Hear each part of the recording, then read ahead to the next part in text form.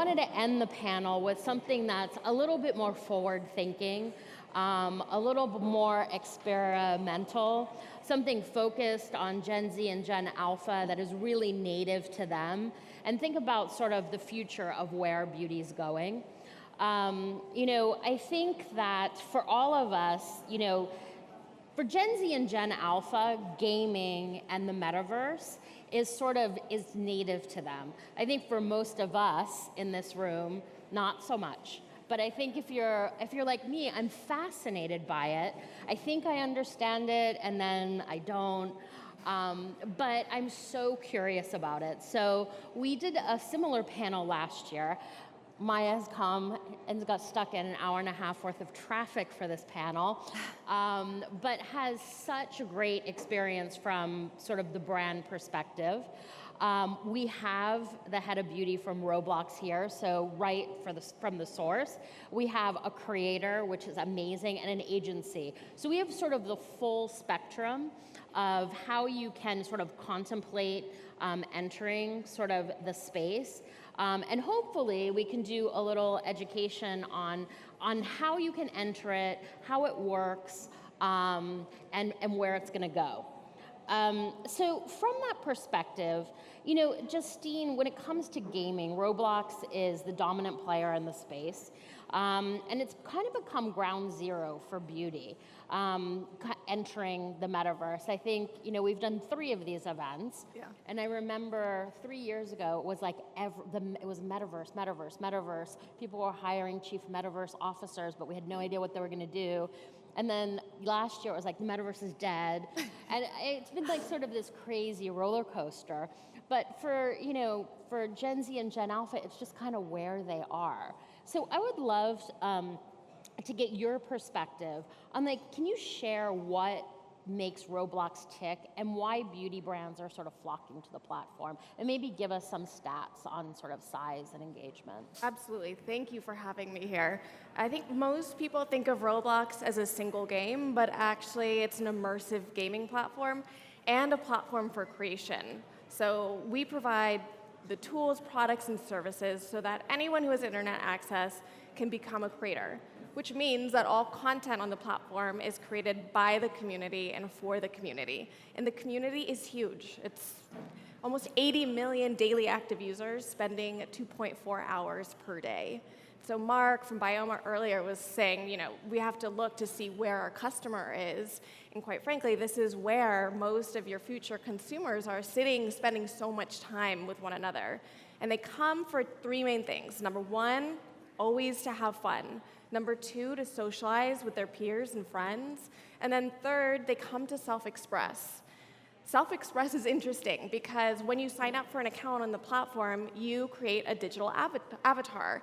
And for Gen Z, Gen A, that digital extension is almost as important or even more important to them than their physical appearance. So it's really a fantastic playground to come and spend time with our users. On average, our brands get roughly 11 minutes of engagement time with a user, and 11 minutes is huge. So imagine all that storytelling you can create and bring those users into your world, into 3D immersive spaces. We've had 400 brands on board on the platform so far, and really beauty has led the way. They've been pioneers. We've had NYX, we've had e.l.f. Beauty, Fenty Beauty, Sol de Janeiro, and more come on and be creative with their brand. So it's not about product. In many of these cases, it's about their brand DNA. What makes them so special, so unique? Is it about empowering the community, educating the community, co-creating with the community? And we saw a really fun example last year with Fenty Beauty where they allowed their community to explore their ingredients, collect ingredients, and Fenty asked the community to create a shade of Gloss Bomb. And so the community voted on their favorite shades, and Rihanna ended up picking her favorite one, called it Major Flex, and this year it was in Sephora stores for sale, sold out immediately. So I think there's just a huge appetite to engage with users, future consumers, in a storytelling forward way. And Roblox really allows brands to be able to do that in an authentic way. Susanah, at SuperAwesome, you do sort of a lot of things in the gaming space. You work across advertising, you create gaming experiences, you sort of power and create youth digital media ecosystems. And with that, you have a tremendous amount of insight on Gen Z and Gen Alpha. And I want to preface my question with the recognition that no brands here are marketing to anyone under 18. But getting insight and intelligence into these demographics, sort of an understanding what they're going to want as they evolve and grow into sort of the adults that are purchasing these products, that early insight can be really, really powerful. Yeah, so there is a little bit of a data scarcity when it comes to understanding U18 audiences. So at SuperAwesome, we're solely focused on the U18 audience, so we conduct our own research. We have conducted hundreds of different campaigns, and the Generation Alpha that's coming up is really different than any generation we've seen before, and I think that that's really underpinned by the fact that they are hyper digital natives. So they have only really known technology.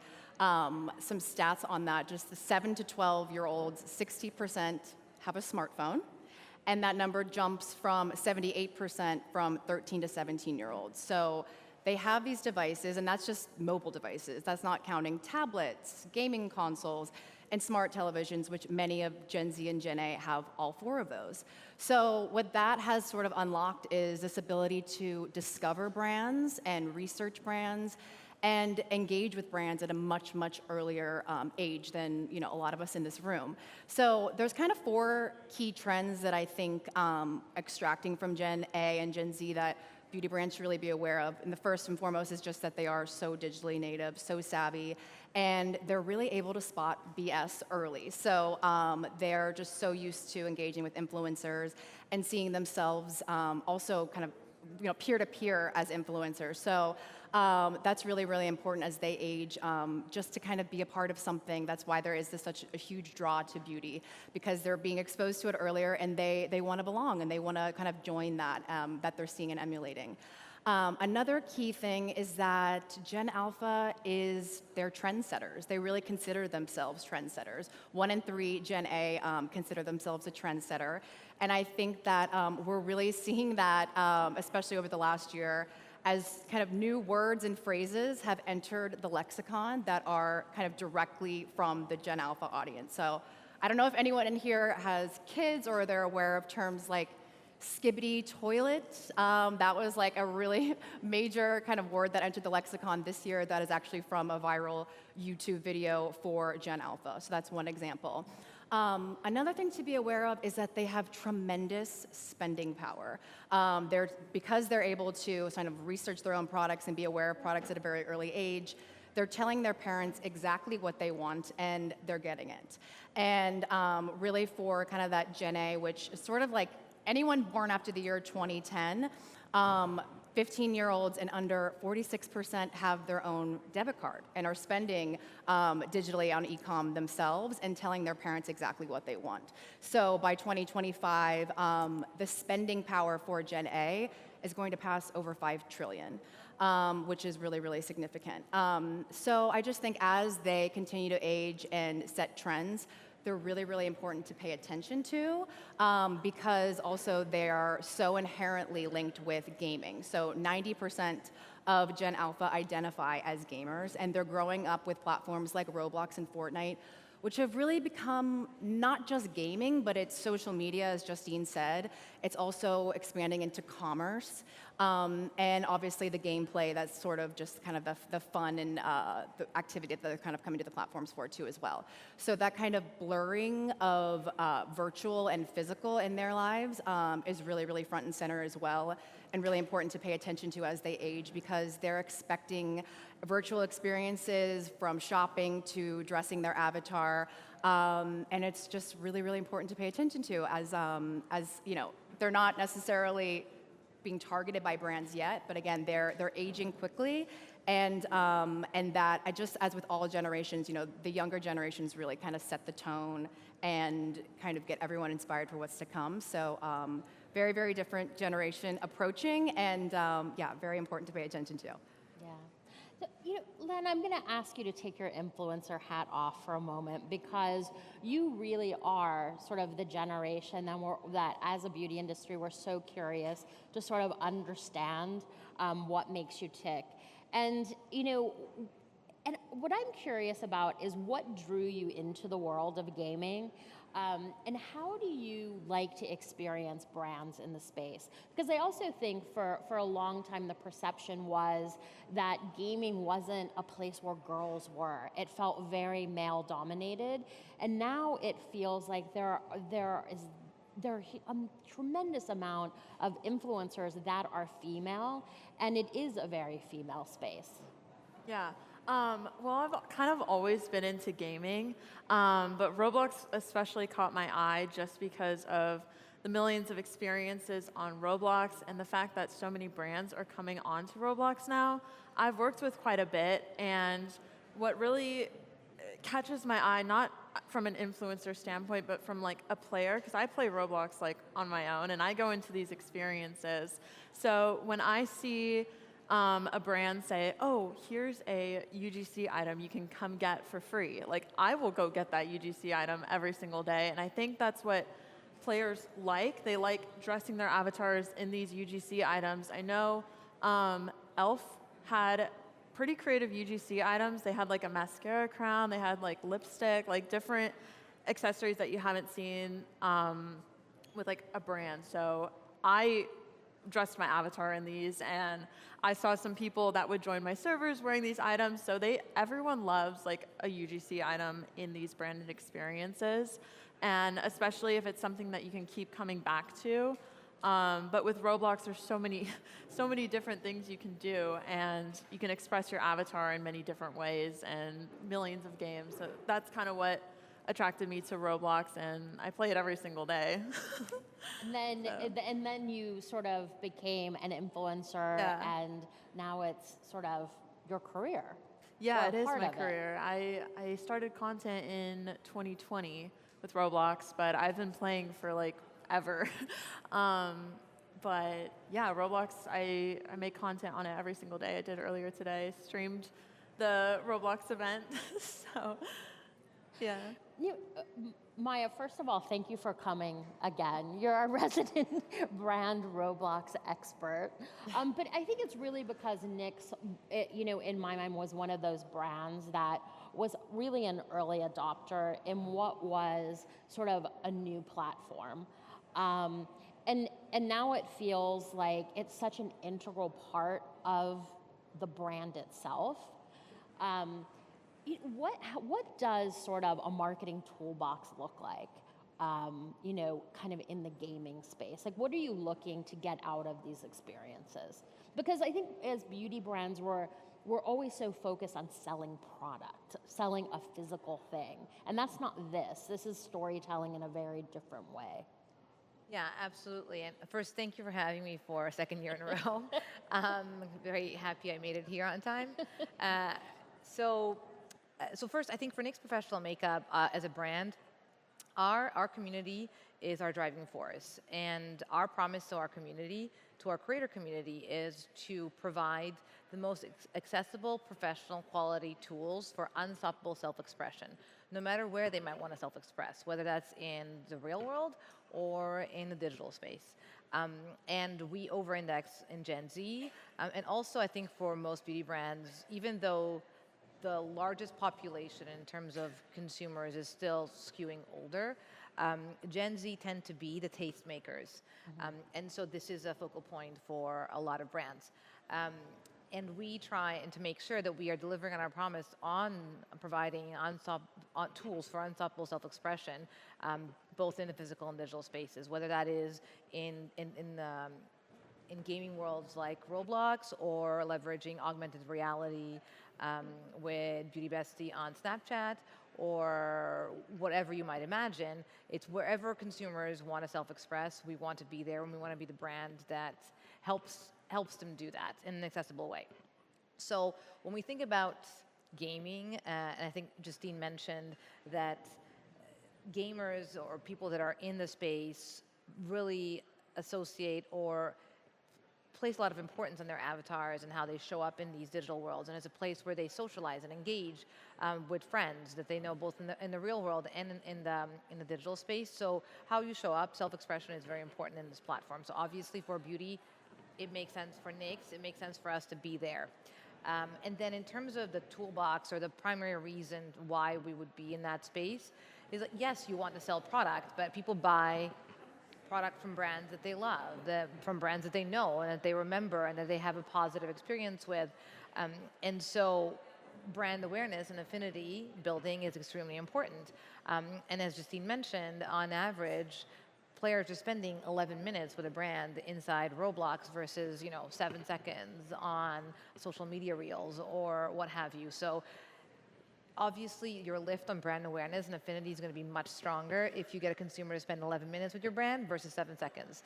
So that was kind of a no-brainer for us. And then just a question of figuring out how to, if it makes sense for your brand to authentically enter that space, which in the case of NYX Professional Makeup, it did, because we over-index with gamers before even entering the space. And then if your consumer is there, then it's just a question of how you enter it in an authentic way, partnering with the right experiences and building brand experiences that feel like they're not taking you away from what you're there to do, which is game and socialize with your friends, but they're enhancing that experience. And that's what we've tried to focus on in every gaming experience that we've built. And honestly, obviously, it's been a learning curve because we were an early adopter and we started and very much did it ourselves, working hand in hand with developers, with our creative team to build out one of our first Roblox experiences for Halloween last year. But through that process, we got much more familiar with the platform, with what's on the platform, and how to create sticky game loops to get consumers to spend 4, 5, 6, or 11 minutes with our brand, and have seen tremendous results on lift on brand awareness. I think the fundamental difference between sort of these gaming platforms and other social media platforms is sort of the fact that as a brand, you're the outsider and you're coming into an existing community. And, and within this community, creators play sort of a crucial component of sort of getting credibility or authenticity. I'm curious, and this question, Susanna, I'm going to ask you first. Like, when you work with brands and you build out influencer strategies, because I think for most brands that's probably going to be the first point of entry, especially in our room, that they don't have time to build, or they don't have the budget to sort of build a world, but you can start working with creators. How do you advise brands to sort of leverage creators in this space, and how do they differ sort of from traditional influencers? Yeah, the gaming influencer creator is really different than others because I think they have such a deep connection with their community and with their followers. Gaming kind of spawned what is known as like the live stream. Everyone here is probably familiar with Twitch, which is now a part of Amazon. And that really started with gamers hopping on and streaming live, kind of originated with World of Warcraft, and now it's evolved into Fortnite and other games. But that moment of spectating and also having that two-way connection with creators, it's very different than other social media formats where you're, maybe responding to a like or comment kind of, after the fact. It's that kind of real-time two-way connection, which I think is really key and pivotal. So when we're working with brands, we're agnostic to all creators, so we don't necessarily work with one certain one for, it's very prescriptive based on the objective and initiative. But I would say some things that, kind of the key thing is that a lot of folks are just watching and spectating brands, or watching gamers, and spectating them. And another thing about the format types is it's very different than traditional social media. I think it's a little bit more like, it's more gamey, it's more skit-based, it's a little bit more of humor. Like the content itself is much more fun and engaging, and it's also merging with some really cool visual effects as well. So Actually, Lana, I think we worked on the Furby campaign, where you're Yeah. like jumping up as yourself and landing as your avatar. So kind of that mixing of real life and virtual within the assets themselves and the organic content themselves, I think really sets the medium apart. And is just something that I think is very different from the kind of gaming audience than a traditional, maybe like beauty influencer kind of content. So I'd love for you to expound on that too as a creator, but I would say those are kind of my key things. Yeah, I think when a brand comes to a creator, the creator needs to have their own creative direction as well. Like if the brand gives off the bullet points and the creator has the ability to create it in their own style so it doesn't come off, comes off more authentic. Coming from like a viewer as well, from like seeing other creators that do brand deals in the gaming industry, a lot of it's in their creative style. I've done some brands where it's in my creative style as well. They give me the freedom, they give me the bullet points to hit, and it comes off very like, oh, I want to go play this, rather than like it's very brand and the players are like, cool, great. Like I think if it comes off more authentic and if the creator has fun doing it and it comes off like very, like I said, authentic, I keep repeating myself, the players will want to go engage in that game and will watch actually the full video. There's certain videos where it comes off in my creative direction, they'll watch the whole video rather than, hitting every bullet point and having it come off very brandy. They'll watch the intro of it or even just like half rather than the full thing. That's something I've noticed. And with my content with brands, I've been implying my like IRL self, like what you said, jumping into the Furby game or transitioning into it, doing split screen, some gameplay, green screening myself into the game. Like that's like my style and that's what comes off authentic and that's what the people want to watch and engage in. Maya, when we were on the prep call, I asked you sort of this softball question of how would brands build a strategy, to enter the gaming space? And you're like, well, if it's a big brand, just hire an agency, which I was like, well, of course, yes, you're right. But, it's an expensive proposition, some of these games. And you rightfully pointed out that most of our audience doesn't have the budget to hire an agency and kind of go all in. But it doesn't mean that they shouldn't be testing the waters. So pretending that you are a founder at a startup, like how would you contemplate sort of getting started? Yeah, so in fairness, we actually don't always hire an agency to get stuff done, and we didn't. For the whole Halloween experience we built out with Ulta last year, there was no agency involved.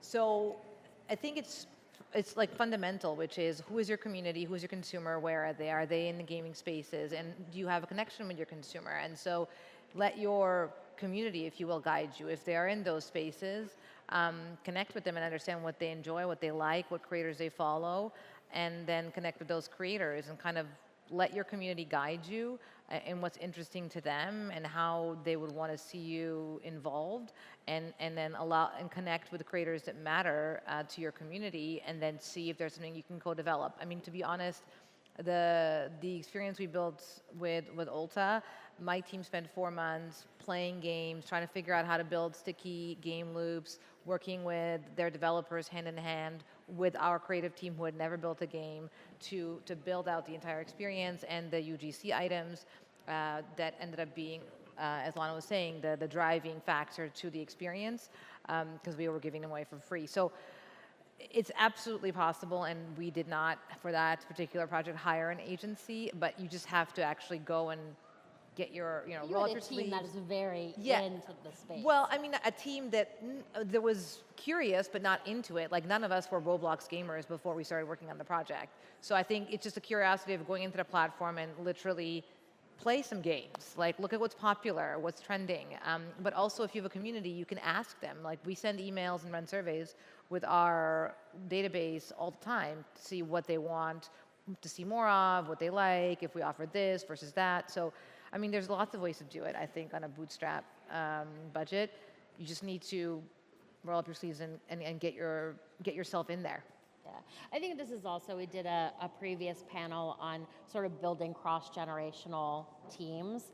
And this is a place where you leverage sort of your Gen Z, just out of college sort of team to help educate you. Justine, I can't believe we've run out of time on this panel again. But it's such a fascinating topic, and I have so many questions. I'm going to ask one more question, and then I'm going to open it up. But this summer saw a watershed moment for many sort of us sort of watching the gaming space when Elf began selling a handful of real-world products in-game with a Walmart-powered virtual kiosk. And so there's sort of what every marketer likes, that direct connection to ROI in terms of sales, which makes Roblox more interesting to a lot of people. But can you share a little bit about the move to commerce and also a bit of how this new capability is going to roll out on the platform and kind of the connection between kind of the virtual world and the digital world when it comes to brands? Yeah, absolutely. I mean, the number one request of our users is more Phydigital. They want brands to be offering them the ability to twin with their avatar. And shopping is so native on the platform. We have, we were talking about UGC items. It's just virtual items that your avatar wears. That marketplace on Roblox is worth $3.5 billion. It is significant, and shopping has been always a behavior, and so it's been really interesting. This test really helped us kind of dip our toes in the water and say, hey, what does physical shopping look like? And our three partners, Walmart, Warner Brothers, and Alf, were essential in helping us decide what's next on the roadmap. So we recently announced that the next big e-commerce partner we'll work with is Shopify. And that's really to enable our creator community, who's beloved. They have their own games with billions of visits, right, to sell their product. And stay tuned, because early next year we'll be announcing more e-commerce solutions that brands can leverage to do the same. Great. Yeah. So we have time for a couple questions. I love that, a real quick question. Hey, how you doing? I've been on Roblox for almost 16 years. I'd love to talk to you after we finish, but I actually have a question, just mainly for Susanah. You said you create games on Roblox, right? Pardon? I remember you create games on Roblox, right? So I just want to ask, would you happen to know what a remote function's role is in cross-peer communication? I missed the second part. Oh, what a remote function's role is in cross-peer communication in the field of game development? Maybe a better question for Justine, coming from the platform. From the platform side, no, we should take that question offline. It's very technical, and I'm happy to get your information and pass it on to some of our technical folks who can help support that.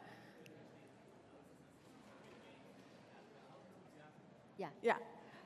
Are there any other questions? Yes, we have one in the back.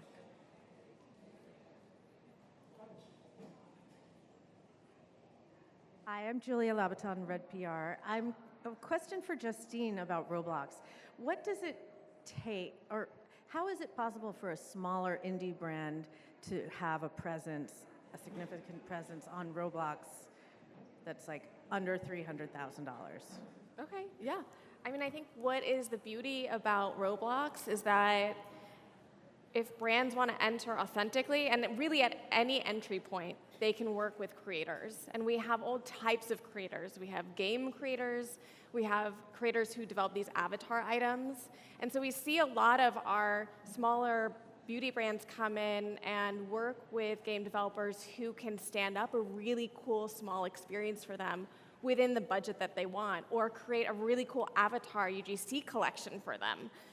So there are plenty of ways to do that. It's just finding the right partner, and those partners are in the community. They're very much there to help bring authenticity to what your goals are as well. So plenty of options for smaller brands.